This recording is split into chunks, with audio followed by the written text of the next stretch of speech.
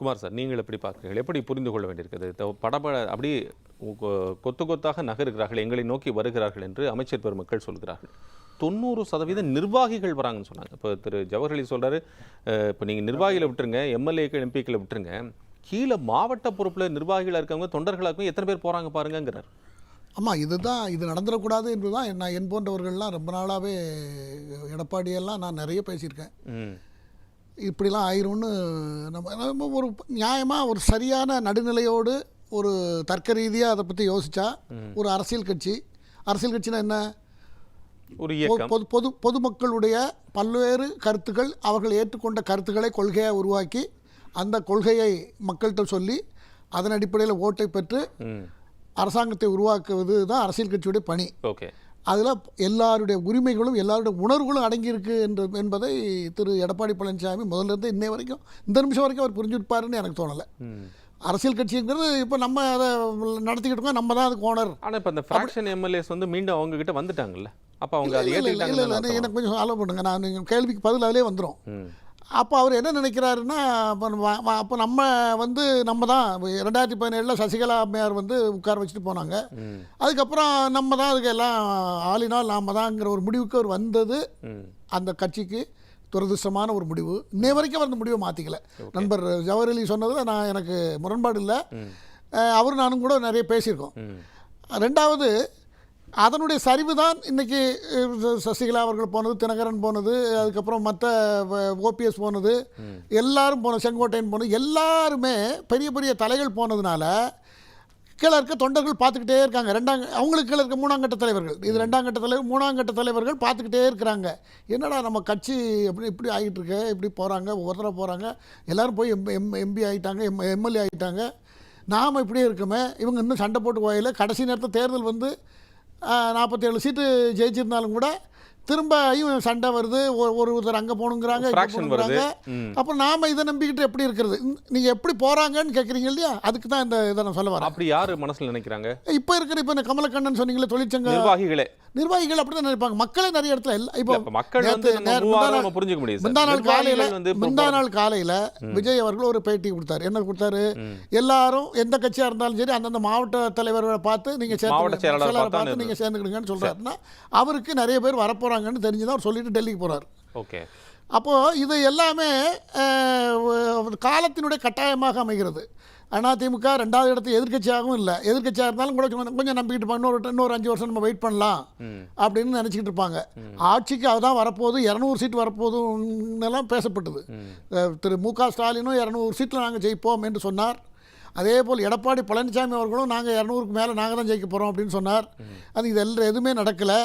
கடைசியில் என்ன நடந்ததுன்னா, அதிமுக 2வதும் திமுக 2வதும் அதிமுக 3வது என்ன சொல்கிறாங்க, ஆபரேஷன் அதிமுக, ஆபரேஷன் ஏடிஎம்கே, தாவேக்கிலிருந்து தொடுக்கப்படக்கூடிய ஆபரேஷன் ஏடிஎம்கே அப்படின்னு ஏடிஎம்கே தரப்பில் விமர்சனம் வருது. இப்போ நீங்கள் உங்களை நீங்கள் நல்ல அரசியல் பண்ணணும் அப்படின்னா நீங்கள் போய் மக்களை சந்திங்க. உங்களுக்கு ஆள் கம்மினா, திரு இன்பதுரை சொல்கிறாரு, உங்களுக்கு ஆள் கம்மியாக இருக்குன்னா, மன்னிக்கணும், அக்ரி கிருஷ்ணமூர்த்தி அவர்கள் சொல்கிறாங்க, உங்களுக்கு ஆள் கம்மியாக இருந்தால் நேராக மக்களை போய் சந்திங்க, அங்கே சந்தித்து நீங்கள் அவங்கக்கிட்ட அரசியல் பண்ணுங்கள், அவங்கள நீங்கள் சேர்த்துக்கிங்க, எதுக்கு கூட்டணியிலேருந்து ஆள் பிடிக்கிறீங்க அப்படின்னு கேட்குறேன். அது அவர் சொல்கிறாரு. இவங்கெல்லாம் இதை எத்தனை நாளைக்கு சார் பார்த்துக்கிட்டே இருப்பாங்க? நான் யதார்த்தத்தை பேசுகிறேன். நான் எனக்கு தாவேக்கா செய்து சரின்னு நான் சொல்ல வரல. தாவேக்கா ஊசி இடம் கொடுத்தா தான் நூல் நுழைய முடியும். இவங்க ரத்தன கம்பளம் விரிச்சா தான் அவங்க உட்கார முடியும். இவங்க டோரை போட்டாங்கன்னா அவங்க வர முடியாது. சரி, அது ஏற்கனவே இருந்த கட்சி, 30 வருஷத்துக்கு 32 வருஷம் ஆட்சியில் இருந்த கட்சி. அந்த கட்சியிலேருந்து நம்ம யாரையும் எடுக்கிறது ஒரு கட்சி ரீதியாக தப்பு அப்படின்னு இவங்க கட்சி ரீதியாக தப்பு. அதாவது நீங்கள் ரொம்ப டீப்பாக போனீங்கன்னா ஜனநாயகத்தில் எல்லாம் நடக்கலாம். என்ன கேட்டால் பிரசிடென்ட்ஸ் நிறைய இருக்கு. இங்கே இருக்க கண்ணப்பன் வந்திருக்கிறாரு, அதே போல இது சின்ன லெவலில் கட்சிகள் எப்படி ஆயிருக்குன்னு பாருங்க. கம்யூனிஸ்ட் ஆரம்பத்தில் கம்யூனிஸ்ட்டும் காங்கிரஸும் தான் எங்கே பார்த்தாலும் சண்டை நடக்கும். கொள்கையும் கிடையாது, எல்லாம் நேருக்கு மாற எதிராக நடந்து கொண்டு இருந்தது சுதந்திரம் வந்த காலத்தில் இருந்து. இப்போ கம்யூனிஸ்டும் அதுவும் ஒன்றாகி போச்சு. ஏன்னா அதே போல் பாஜக எங்களுக்கு பாரதிய ஜனதா பார்ட்டி எங்களுக்கு எதிரி அப்படின்னு திமுக சொல்லிச்சு கூட்டணியில் இருந்தாங்க. எல்லா கட்சிகளும் கம்யூனிஸ்ட் கட்சி ஒரே கட்சி தான், கம்யூனிஸ்ட் 2ஆக பிரிஞ்சுது. சின்ன வித்தியாசத்தில் 2 பிரிஞ்சு, 2 என்னைக்கு வேணாலும் சேருவோன்னு சொல்லிக்கிட்டே இருக்காங்க. தேவைப்பட்ட சேர்ந்துருவாங்க. ஜனநாயகத்தில் எல்லாமே அனுமதிக்கப்பட்டது தான். இன்னைக்கு கம்யூனிஸ்ட் கட்சி ஆட்சியில் வருதுன்னு வைங்க, இல்லை தமிழ்நாட்டில் கம்யூனிஸ்ட் கட்சி ஆட்சிக்கு வருது. நான் ஒரு உங்களை உங்கள் நேயர்களுடைய சிந்தனைக்காக சொல்கிறேன். கம்யூனிஸ்ட் பார்ட்டி இப்போ ரூலிங் பார்ட்டி ஆகி போச்சு இப்போ. ஆனால் இப்போ அதிமுகவும் திமுகவும் சேரக்கூடாதா? சேர்ந்து எதுக்கக்கூடாதா? எதுக்கெல்லாம் தானே, எதுக்கெல்லாமே எதுக்கூடாதா? இந்த பழைய நான் சொன்ன உதாரணத்தின்படி பார்த்தா அரசியலில் என்ன, யாரை வீழ்த்தணும், யாரை வளர்க்கணும் அப்படிங்கிறது தான் கொள்கையே. அதனால் அது நடந்ததா நடக்கலையாங்கிறது யாருக்கும் தெரியாது. மக்களுக்கு நல்லது செய்யணும், மக்களை நோக்கி சிந்திக்கணும், மக்களுக்கான வளர்ச்சி திட்டங்களை கொண்டு வரணுங்கிறதெல்லாம் அதில் அர்த்தம் இல்லாமல் அது இப்போதைக்கு இப்படி ஆகிப்போச்சு. அது ஆரம்பத்தில் முதல்லலாம் அப்படி இருந்தது. எதுவாக இருந்தாலும் மக்கள்கிட்ட அதிகாரத்துக்கு வந்தால் தான் மக்களுக்கு நினச்சதை செய்ய முடியும்.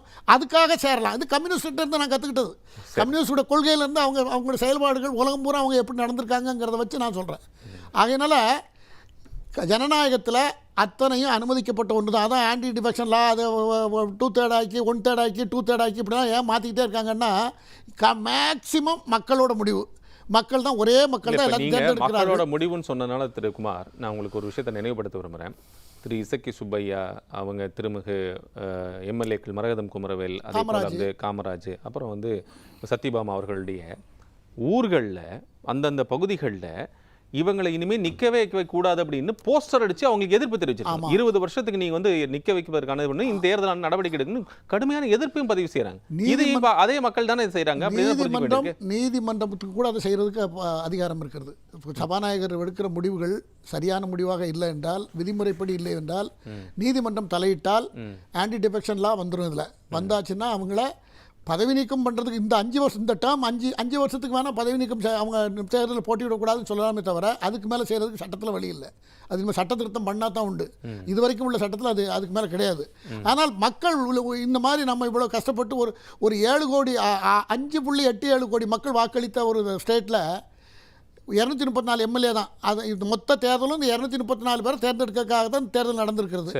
இவ்வளோ பணம் செலவு பண்ணி இவ்வளோ கவர்மெண்ட் மிஷினரி ரிஸ்க் எடுத்து இந்த தேர்தல் நடந்து முடிந்திருக்கிறது. அதில் அசால்ட்டாக நாங்கள் ரிசைன் பண்ணுறோம், நீங்கள் ரிசைன் பண்ணுறோன்னு சொல்லி பண்ணிட்டு போனால் இவங்களுக்கு என்ன கேப்பபிலிட்டி இருக்குது இவங்க அப்படிங்கிறது மக்கள் பார்ப்பாங்க இல்லையா? ஆளுங்கட்சியாக வந்தால் மட்டும்தான் நம்ம வந்து ஆளுங்கட்சியாக இருந்தால் மக்களுக்கு இன்னும் நல்லது செய்ய முடியும், அந்த தொகுதிக்கு நிறைய நல்லது செய்ய முடியும்னு ஒரு கருத்து சொல்கிறாங்க. ஆளுங்கட்சியாக வந்தால் உங்களை தான் தேர்ந்தெடுத்து அனுப்பியாச்சு. ஆளுங்கட்சி இருக்க முடியாது இல்லைங்க, அதுக்காக ரிசைன் பண்ணிடலாமா? எதிர்கட்சி ஆளுங்கட்சியாக இருந்து தான் செய்யணும்னு அவசியம். எதிர்கட்சியாக இருந்தாலும் சட்டமன்றத்தில் பேசி அவங்களுக்கு தேவைகளை செய்து கொடுக்கணுமே. அந்த இதெல்லாம் தானே அதில் இருக்கிறது. முதலமைச்சர்கள் யாரோ ஒரு கட்சியில் ஜெயிக்க முடியும். அமைச்சர்கள் கிட்ட கூடுதலாக இது போன்ற விஷயங்களை சொல்லி அது பெற வைக்க முடியுக்கான வாய்ப்புகள் உருவாகுதுன்னு அது வந்து அதுக்காக ரிசைன் பண்ணுறதுங்கிறது நியாயமே கிடையாது. எந்த வகையில் நியாயம் கிடையாது. அவங்களை யாரோ பலி கொடுத்துட்டாங்க, எல்லாரும் சேர்ந்து அவங்கள தள்ளி விட்டாங்க. அதில் 3 பெண்களுக்கு இந்த மாதிரி சட்டமன்ற உறுப்பினர் கிடைக்கிறதே ரொம்ப பெரிய விஷயம். அதில் கிடைச்சி 3 பேர், 3 லேடிஸும், அதில் 2 பேர் மரகதம் குமரவேல் ஒன்று, சத்யபாமா, அது 2 பேர் பதவி இழந்திருக்காங்க. ஸோ நான் என்ன நினைக்கிறேன்னா, ஒருவேளை ஆன்டி டிஃபெக்ஷன் லாவில் இருந்து தப்பிக்கிறதுக்காக வந்தாங்களா, வந்தாலும் விட மாட்டாங்க. சபாநாயகர் முடிவு ஏன் முடிவு எடுக்கலை, ஏன் அவங்க கொடுத்து 10-15 நாளைக்கு மேலே ஏன் எந்த முடிவும் எடுக்காமல் வைத்திருந்தார், ரிசிக்னேஷனை மட்டும் உடனே எடுத்துக்கிட்டாரு ஏன், அது சரியில்லைன்னு நீதிமன்றம் ஒரு ஸ்டாண்ட் எடுத்ததுன்னா கோர்ட்டில் அது சபாநாயகர் முடிவு அவர் ஏற்றுக்கிட்டது செல்லாதுன்னு சொல்லியிருந்தாக்கா அப்புறம் எல்லாம் வந்துடும். அதனால் இதெல்லாம் இருக்குது பின்னால். இது மொத்தத்தில் இது ரொம்ப அசிங்கமாக கேவலமான ஒரு செயல்னு நான் சொல்கிறேன். ஒரே நிமிஷத்தில் ரொம்ப அதிமுக எம்ஜிஆரால் உருவாக்கப்பட்ட கட்சி. அதுக்கப்புறம் ஜெயலலிதா அவர்கள் வழி நடத்தினார்கள். அவங்க இறந்ததுக்கு பிறகு எம்ஜிஆருக்கு பிறகே நிறைய உடஞ்சி திமுகவுக்கு போயிருக்காங்க. இப்போ கே சார் எடுத்துக்கோங்க, முத்துசாமி, அதே போல் நம்ம கண்ணப்பன், சேகர் பாபு, அனிதா ராதாகிருஷ்ணன், இவங்கெல்லாம் அதிமுகவில் இருந்தவங்க இன்னும் பல பேர் இருக்காங்க. 10-13 பேரை சொல்லலாம். அவங்கெல்லாம் அதில் இருக்காங்க. அதே போல் அது ஒரு மாற்றம் நடந்தது.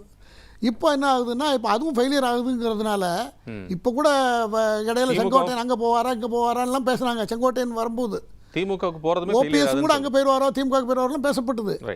இது காலத்தின் கட்டாயம். ஒரு கட்சி தன்னுடைய இமேஜை குறைச்சிட்டு இருந்துன்னா அந்த கட்சியினுடைய தலைவர் அந்த கட்சியை கோழி குஞ்சை பாதுகாத்த மாதிரி நிர்வாகிகளை, 2ஆம் கட்ட தலைவர்களை தொண்டர்களை அவர்களோட உணர்வுகளை மதிக்க தவறிட்டால் இது ஆட்டோமேட்டிக்காக நடந்துடும். அதில் தான் நடந்திருக்கு இதெல்லாம். இப்போ அதே போல் தாவேக்காவில் இதுதான் இருக்க போகிறது, 5 வருஷத்துக்கோ 10 வருஷத்துக்கோ இந்த கட்சி இருக்கும், நாம் ஜெயிக்கிற குதிரைக்கு தானே பெட் கட்டுவாங்க, நாம் உழைப்பா அதில் செயல்படுத்துவோங்கிறதுக்காக எல்லாரும் போகிறாங்க. இதை அவர் தடுக்கிறதுக்கு எப்படி என்னால் தடுக்க முடியும்னு எனக்கெல்லாம் தோணவே இல்லை. அந்த நம்பிக்கையெல்லாம் போயிட்டுது எனக்கு.